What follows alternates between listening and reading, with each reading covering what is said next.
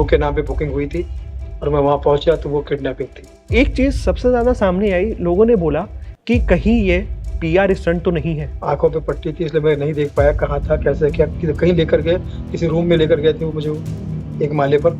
अच्छा, उन्होंने टिकट के पैसे भी आपको फ्लाइट दिए के टिकट के पैसे वापस जाने के यस लिए? यस। जाकिर खान से आपकी क्या मनमुटाव हुआ है? पब्लिक के सामने हमेशा साफ सुथरा होना चाहिए क्योंकि पब्लिक जो है वो अन्नदाता भी है और वही हमारे अन्नदाता है। वो हंसते हैं तो हमारे घर बसते हैं, वरना हम कॉमेडी में बहुत सस्ते हैं। अच्छा काम करने वाले को मेरा गुरु मानता हूँ और गाली गलौज गंदे करने वाले को मैं जीरो मानता हूँ। अपनी कॉमेडी और स्टैंड अप कॉमेडी से अपनी बात हमेशा आगे रखने वाले, हमारे दिलों में रतन नूरा जैसे महान कैरेक्टर को लेकर के आने वाले सुनील पाल जी आज हमारे साथ जुड़े हैं। तो सर, सबसे पहले आपका बहुत बहुत स्वागत है हमारे साथ जुड़ने के लिए। धन्यवाद। सबसे पहले मेरा सवाल आपसे यही है कि क्या अभी आप सुरक्षित हैं और कहाँ हैं? आप सबके आशीर्वाद से, सारे दोस्तों की दुआओं से, सारे चाहने वालों के कृपा से, आशीर्वाद से मैं दुआओं से सब सुरक्षित आया हूँ, लौट आया हूँ। अभी मैं सुरक्षित हूँ, घर पे हूँ। आप वापस बॉम्बे आ गए जी। क्या अपने घर पे? जी, जी। हमारे दर्शक यही पूछना चाहते हैं कि क्या वारदात हुई थी आपके साथ बीती रात? 2 तारीख की शाम को मुझे एक शो के लिए जाना था। शो के नाम पे बुकिंग हुई थी और मैं वहाँ पहुँचा तो वो किडनैपिंग थी। एक मुझे मेरे चेहरे पे पट्टी बाँधकर वो कहीं लेकर गए गाड़ी में। शुरू में थोड़ा अच्छे से रहे, बाद में फिर आगे चल के मुझे पट्टी बाँध के लेकर गए और 1 डेढ़ घंटे के सफ़र में फिर उन्होंने किडनैपिंग की और मुझे बोला कि भाई हमें आपसे कुछ नहीं चाहिए, हमें पैसे चाहिए, हमें पैसे दे दो, हम आपको छोड़ देंगे। तो बातचीत हुई, फिर उन्होंने पहले 20 लाख माँगा, फिर मैंने कहा मैं समझ गया कि ये लोग खतरनाक लोग हैं, जाने देंगे नहीं। 10 लाख बोला और फिर भी बातचीत में कुछ हुआ तो फिर उन्होंने दूसरे दिन मुझे अकाउंट ट्रांसफ़र के नाम पे सब लोगों के नंबर लिए मेरे दोस्तों के और पैसे ट्रांसफ़र हुए 7.5 लाख के आस-पास और उसपे छोड़ दिया मुझे उन्होंने 6:30 बजे। अच्छा, तो अभी आपको कुछ उनके बारे में कुछ भी पता चला है कि कौन थे वो लोग, कहाँ उनके पे मुँह और पे ये हादसा हुआ कहाँ पे? उनके मुँह पे पट्टी थी। मेरा मोबाइल उन्होंने लिया था और सारा एक्सेस उनके पास में था और मेरी आँखों पे पट्टी बाँध के रखी थी ताकि मैं उनको देखूँ ना।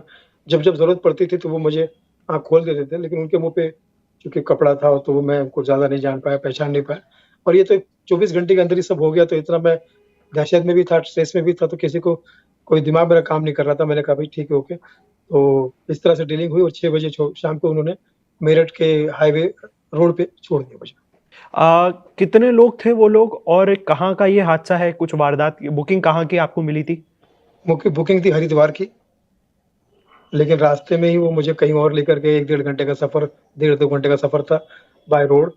आँखों पे पट्टी थी इसलिए मैं नहीं देख पाया कहाँ था, कैसे क्या, कहीं लेकर गए, किसी रूम में लेकर गए थे वो मुझे एक माले पर और वहाँ पर रात भर रखा और दूसरे दिन मुझे बोला कि भाई पैसे दे दो, हम आपको छोड़ देंगे। कैसे करोगे, क्या करोगे? तो फिर मैंने उनको बताया कि अकाउंट के थ्रू होगा। फिर मुझे पट्टी बाँध के फिर वो नीचे लेकर गए, गाड़ी में बिठाया और सारा प्रोसेस करते रहे। वो पूरा प्रोसेस में सुबह से लेके शाम हो गई और शाम को जैसे उनका प्रोसेस पूरा हुआ, छोड़ दिया उन्होंने मुझे। क्या आप ये बता सकते हैं कि वो जो लोग थे, वो कितने लोग थे? 7-8 लोग रहे होंगे वहाँ रूम में। जब मुझे लेके गए थे गाड़ी में, तो जब मेरी पट्टी खुली तो मैंने देखा कि 5 लोग थे, ड्राइवर को पकड़ के। अच्छा, और जिसने आपको छोड़ा तो वो उन लोगों ने आपको कहाँ पे छोड़ा? ये मेरठ हाईवे पे, मेरठ रोड पे ही, जो गाज़ियाबाद के लिए जहाँ से मेट्रो जाती है ना। अच्छा, वहाँ से छोड़ा, फिर वहाँ से आप वापस 15 वहाँ से 15 मिनट की दूरी पे छोड़ा। तो मतलब मैं ऑटो पकड़ के फिर गाज़ियाबाद, क्योंकि मुझे शाम की फ्लाइट भी पकड़नी थी। 7 वगैरह यहीं वही बज चुके थे और मुझे एयरपोर्ट जाना था, टिकट करवाना था और टिकट के पैसे भी उन्होंने दिए। अच्छा, उन्होंने टिकट के पैसे भी आपको फ्लाइट दिए के टिकट के पैसे भी वापस जाने के लिए? यस। जब उन्हें मेरी तरफ से सारे पैसे मिल गए तो उन्होंने बोला कि हमें गलत मत समझना, हम गलत लोग नहीं हैं। हम चाहते हैं कि आप बाल बच्चों के साथ में जाए और फ्लाइट से जाए। 20,000 रुपए दिए। कितने रुपए का ट्रांजैक्शन हो गया था? आप नहीं, 7.5 उन्होंने कितने आपको दिए? आपकी तरफ से 7.5 लाख। 7.5 लाख रुपए ये ट्रांसफर हुए 10 बैंक लाख की अकाउंट 10 लाख की बात हुई थी फिरौती की, लेकिन तो 7.5 में ही वो लोग मान गए। बोले चलो ठीक है, हम छोड़ देते हैं आपको, आप हमको गलत मत समझना, हम बुरे लोग नहीं हैं और चलिए आप 7.5 ही दे दीजिए, हो गया आपका। अब आप और कुछ मत देना मुझे, मत, जैसे मैं देने को तैयार हूँ ऐसा, अब आप कुछ मत दो, ठीक है, रहने दो, ठीक है। अब आप को नीचे उतार देते हैं, अब हम निकल जाएंगे। हमारे निकलने के 1 मिनट बाद पट्टी खोल देना, ठीक है, ओके। और निकल गया। जो बुकिंग हुई थी आपने वहां पे सर्च करवाया, पुलिस को उसके बारे में डिटेल्स दी, अगर आप कुछ बता पाए कि वो नंबर फ्रॉड निकला, फ्रॉड नंबर निकला। सुनील जी, आपने अभी थोड़ी देर पहले हमारे साथ एक वीडियो भी शेयर करा था, जो अभी हमने अपने सोशल मीडिया प्लेटफॉर्म्स पे भी शेयर करा, जो आपने स्टेशन से बताया था कि आपके साथ ऐसा ऐसा कुछ वारदात हुई है। जी जी। हमने वो वीडियो जब पोस्ट करा तो उसके कमेंट सेक्शन को भी हमने पढ़ा कि लोग जनता क्या कहना चाहती है, जनता का क्या ओपिनियन है उसके ऊपर।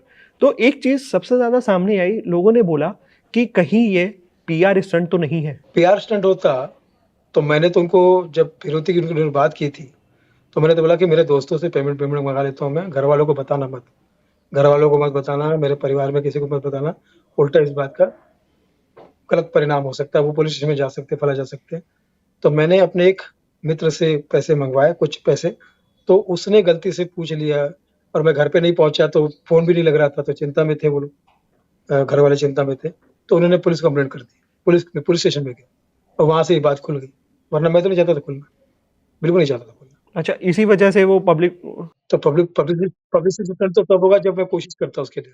मैं तो खुद नहीं चाह रहा था कि ये बात खुले और परिवार को भी, इवन दुनिया को तो क्या, इवन परिवार को भी ना पता चले, नहीं चाहता था। पर सुनील पाल जिस हिसाब से अपनी बातें लोगों के सामने रखते आए हैं, जिस हिसाब से कॉमेडी को लेकर के भी वो बोलते आए हैं निडर होकर के, और कितने सारे स्टैंड अप कॉमेडियंस के बारे में भी उन्होंने बोला है, राजू श्रीवास्तव जी के टाइम पर भी वो बोलते आए थे, तो कहीं ना कहीं ऐसा तो लोगों के बीच में मन में सवाल भी आया कि पूछ लिया जाए सुनील पाल जी से कि क्या कि कुछ ना कुछ, क्योंकि आजकल आपको लग रहा होगा बट आजकल ऐसा बहुत सारा मीडिया में हो रहा है। आप हाल ही का एग्जाम्पल अगर हम आपको बताएं तो जिसमें पूनम पांडे जी थी, उन्होंने भी अपना कुछ अपने साथ ही कुछ ऐसा करा, फिर वो बाद में पता चला कि नहीं वो एक पीआर स्टंट था, इसीलिए लोग भी ये चीज जानना चाहते थे आपसे। भाई मैं वही कह रहा हूँ ना, अगर ये पीआर स्टंट होता तो वो बुकिंग हुई शो की, उस शो के लिए मैं निकला हूँ, उस शो का नंबर दरभंगा एयरफोर्स के पास भी है, जो मेरा मोबाइल लग नहीं रहा था, तो मैंने अपने मोबाइल अब इस नंबर को मैंने वहाँ के लोगों से भी ट्राई किया, 2-3 दोस्तों से और भी ट्राई किया, वहाँ से संपर्क नहीं हो रहा था, तो मैं जानबूझ के सामने से संपर्क कर रहा था कि भैया टाइम पे लेके चलना, शाम का शो है और शाम को ही पहुँचने वाला हूँ। मैं 6 बजे दिल्ली पहुँचा और जब ये किडनैपिंग हुई तो मुझे तो नहीं पता था कि किडनैपिंग हुई। जब वहाँ पहुँचे वो लोग सब मुझे मेरे मुँह पे ढाक के लेके गए, तब मैंने उनसे कहा था कि भाई परिवार वालों को मत बताना, किसी को मत बताना, वो लोग डिस्टर्ब हो जाएँगे और उल्टा-सीधा लेने के देने पड़ सकते हैं। शायद वो पुलिस स्टेशन चले जाओ, बात खुल जाएगी। बात को खोलना मत आप। मैं अपने दोस्तों से बात करूँगा, जो अपने जानकारी के दोस्त हैं, उनको बहाना करूँगा कि मुझे इस काम के लिए पैसे चाहिए, पर हेल्थ के लिए चाहिए, फलाँ के लिए चाहिए, ऐसे कुछ 4-5 बातें करूँगा, वो पैसे आ जाएँगे, आप मुझे छोड़ दें। जिस तरह से आप अपनी आवाज़ हमेशा सोशल मीडिया पे रखते आए हैं, स्टैंड अप कॉमेडी के बारे में भी काफ़ी ज़्यादा बोलते आए हैं, कहीं न कहीं आपको नहीं लगता ऐसा कि ये आपको एक वार्निंग टाइप की दी गई है दूसरे स्टैंड अप कॉमेडियंस द्वारा कि आप अब हमारे बारे में कुछ ऐसा ना बोलें? हो सकता है, हो सकता है, बिल्कुल हो सकता है। मैं ये भी मानने को तैयार हूँ कि ये किसी न किसी ऐसे ही बंदे का प्लान है या जिसका कुछ न कुछ ये जानकारी वाले बंदे का ही काम है। आप किसी का अगर नाम लेना चाहें या बताना चाहें कि मुझे इस पे शक है? शक किसी पे नहीं है, मगर हो सकता है किसी ने, जैसे आपने अभी बात बोली तो हो सकता है। अब आपके बारे में ही ये जो अभी चल रहा था, अब इससे थोड़ा-सा अलग इधर हटते हैं। राजू श्रीवास्तव जी के जाने के बाद से आपको नहीं लगता कि 2005 के बाद की जो कॉमेडी है, वो कहीं न कहीं खत्म हो गई है, जो ग्रेट इंडियन लाफ्टर चैलेंज में होती थी? बस आपके सवाल में ही जवाब है, बिल्कुल सही है। दिल, दिमाग, आँखें, आवाज़, नेचर, नीयत और कंटेंट पब्लिक के सामने हमेशा साफ-सुथरा होना चाहिए, क्योंकि पब्लिक जो है वो अन्नदाता भी है और वही हमारे अन्नदाता है। वो हँसते हैं तो हमारे घर बसते हैं, वरना हम कॉमेडियन बहुत सस्ते हैं। आज एक कॉमेडियन को मैं इतना परेशान देख रहा हूँ अंदर से, आपके साथ हालांकि इंसिडेंस ऐसा हुआ है जिसमें आप परेशान होंगे भी, जाहिर तौर से कोई भी नॉर्मल आदमी भी, ह्यूमन भी हो सकता है, पर एक अंदर से जो चेहरे की खुशी है, जो सुनील पाल जो दिखते थे, जिसको देख करके लोगों के चेहरे पे स्माइल आती थी, वो आज कहीं ना कहीं कभी दिख रही है। शायद ये इंसिडेंट्स के बाद से हम दुआ करते हैं कि ऐसा आगे से कभी किसी के साथ भी रिपीट ना हो। अच्छा, मेरा अगला सवाल ये था, जाकिर खान से आपकी क्या मनमुटाव हुआ है? कुछ नहीं, मैं तो जानता भी नहीं उसको, मिला भी नहीं कभी। एक आध बार शुरू में मिला होगा, लेकिन फिर मिला। ऐसे कोई पर्सनल 1 टू 1 नहीं है मेरी कुछ। बट आपने कहीं ना कहीं उनके बारे में बोला है कि जाकिर खान की जो स्टैंड अप कॉमेडी है वो उस टाइप की नहीं है। उनके ही लिए नहीं, बाकी जो भी लोग गाली देकर स्टेज पे वल्गैरिटी करते हैं, सभी के लिए मेरा विरोध है, सभी के लिए, कोई भी हो। अच्छा काम करने वाले अच्छा काम करने वाले को मैं अच्छा काम करने वाले को मेरा गुरु मानता हूँ और गाली-गलौज गंदे करने वाले को मैं ज़ीरो मानता हूँ, दैट्स ऑल। ये छोटी-सी बात है। अच्छे काम में आजकल में आप किस किस स्टैंड अप कॉमेडियन का नाम गिनवा सकते हैं? कपिल शर्मा आज के ज़माने में मैं उनको गुरु मानता हूँ।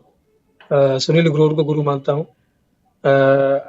पुराने ज़माने के जॉनी लीवर साहब, उमर शरीफ साहब, के नायकर साहब, मोइन अख्तर साहब, ये सब मेरे। बट कहीं ना कहीं आपने कपिल शर्मा के बारे में भी बोला था क्या बोला? एक टाइम पे। नहीं, कभी नहीं। कोई भी मेरा स्टेटमेंट उठा यही के नहीं। मैंने आज तक कपिल को कभी क्रिटिसाइज़ नहीं किया, कभी कोई भी उठा के नहीं किया। लोगों ने जोड़ तोड़ के हाल ही में एक शो और चल रहा है, हाँ, हाल ही में एक शो और चल रहा है सोशल मीडिया पे, इंडियाज गॉट लेटेंट करके, देखा है उसका आपने? जिक्र मत कीजिए प्लीज, जिक्र मत कीजिए। बिल्कुल बिल्कुल भी आप नहीं समझ सकते, क्योंकि वो यूथ में बहुत कॉमन है और वही स्टैंड अप। मैं इसमें इस किडनैपिंग के इसमें मैं एक बात जोड़ना चाहता हूँ कलाकारों के लिए खासकर, कि अभी आप जब भी कहीं बाहर जाएँगे, 10 बार 50 बार इवेंट वाले से पूछेंगे कौन-सी गाड़ी भेज रहे हैं, किसकी भेज रहे हैं, उसका डिटेल भेजो, उसका पासपोर्ट भेजो, उसका आइडेंटिटी कार्ड भेजो, फलाँ भेजो। ऐसे किसी भी गाड़ी में आपको नहीं बैठना है, चाहे इवेंट वाला कितनी भी जान-पहचान का हो, क्योंकि किडनैपिंग किसी के द्वारा कहीं भी हो सकती है। 2 लोग गाड़ी में बैठना, अपना मुँह ढाँकना है, गाड़ी को भगाना है और बोलना भाई मेरे पास बंदूक है, ये मतलब तो गोली से मार दूँगा, चुपचाप बैठो चलो, ठीक है? ये हो गया किडनैप। आपने जाने से पहले इवेंट्स में डिटेल वेरीफाई नहीं करी थी कि ये किसके कहाँ जा रहे हूँ, किस टाइप का? क्योंकि अगर कोई ऐसा कोई, क्योंकि सुनील पाल एक बहुत बड़ा नाम है। एक इवेंट बुक हुआ कि हरिद्वार में है, जगह का भी नाम बड़ा पवित्र था, फिर एडवांस आया उनका, फिर उनकी तरफ से टिकट आया, तो मुझे लगा कि भाई शो इवेंट करना चाहते होंगे कोई, वैसे ही होता है बाकी सब चीज़ों में। अधिक जानकारी मैंने इसलिए नहीं ली कि मुझे लगा कि ये सोच नहीं थी ना कि ऐसा हो सकता है। फिर बाद में जब ऐसा हुआ तो अब मैं खुद ही कह रहा हूँ कि भैया जब भी आप कहीं जाते हो, किसी भी ड्राइवर का और किसी भी इवेंट वाले का पूरा जानकारी, पूरा डिटेल लीजिए। आपके साथ एक बंदा और भी हो तो भी कोई फ़र्क नहीं पड़ेगा, वो उसमें उसको भी बंदूक लगा के लेके जाएँगे। आप ये मत सोचना कि मेरे साथ अगर बॉडीगार्ड होता या फलाँ होता तो वो बचा लेते, ऐसा कुछ नहीं। पुलिस का क्या रिएक्शन था जब आपने अभी अपना ये इंसिडेंट्स बताया? अभी आप पुलिस स्टेशन में ही थे। पुलिस की निगरानी में बात कही है, अब देखते हैं उनका और हमारा नज़रिया क्या बनता है। पुलिस ने कुछ आपको क्लू दिए या कुछ आपसे अलग से सवाल जवाब? अभी मामला अंडर गाइडेंस है। अच्छा, आपके पास बिग बॉस से ऑफर आया है कभी? क्या बिग बॉस में जाने 1-2 वाले हैं बार सुनील शुरू में पाल? आया था ऑफ़र, लेकिन बाद में फिर मैं खुद ही नहीं चाहता हूँ क्योंकि वो शो कचरा शो हो चुका है। वो समाज जिनकी वज़ह से बिग लॉस में वो वहाँ जाके बनते हैं बिग बिग बॉस। वो सेलिब्रिटी बनते हैं बिग बॉस में। आपने अभी कपिल शर्मा का नाम लिया, कपिल शर्मा शो को देख करके कभी नहीं लगता कि सुनील पाल का भी खुद का एक शो होना चाहिए जिसमें वो राइट वे ऑफ कॉमेडी बताएं, बिना अब्यूजिव, बिना वल्गर लैंग्वेज के कैसे हम कॉमेडी कर सकते लगने के मुझे क्या बहुत सबको लगता है। कपिल शर्मा को भी ये लगा नहीं था जो हुआ है, और जिसको लगता है उसके साथ वो ज़रूरी नहीं है।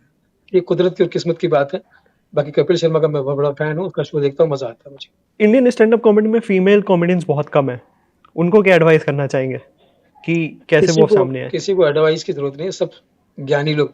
पहले के ज़माने में चेले पैदा होते थे, अभी बाबा पैदा होते हैं। अरे संजू बाबा, दिनेश बाबा, रमेश बाबा, बाबा, बाबा हाउ आर यू बाबा, सब बाबा ही पैदा होते हैं, ज्ञानी होते हैं। फैमिली समय ठीक है आपकी? जब अब आप तो वापस आ गए होंगे, उनसे मिले होंगे, अब उनका क्या रिएक्शन है? सब ठीक है, बढ़िया।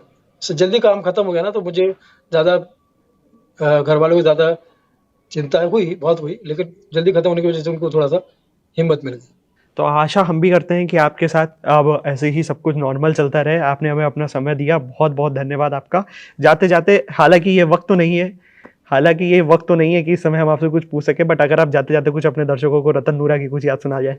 जी में आता है कि सिर्फ़ जी न्यूज़ देखूँ क्योंकि हमारा नाम है रतन नोरा और जी न्यूज़ में न्यूज़ सच्चा आता है, साफ-सुथरा, और जो लोग इस न्यूज़ को देखें वो है उनका जीवन बच जाएगा काशी और Mathura. Thank you so much sir, आपने हमें टाइम दिया। बहुत मज़ा आया आपके साथ बात करके। All the very best for you.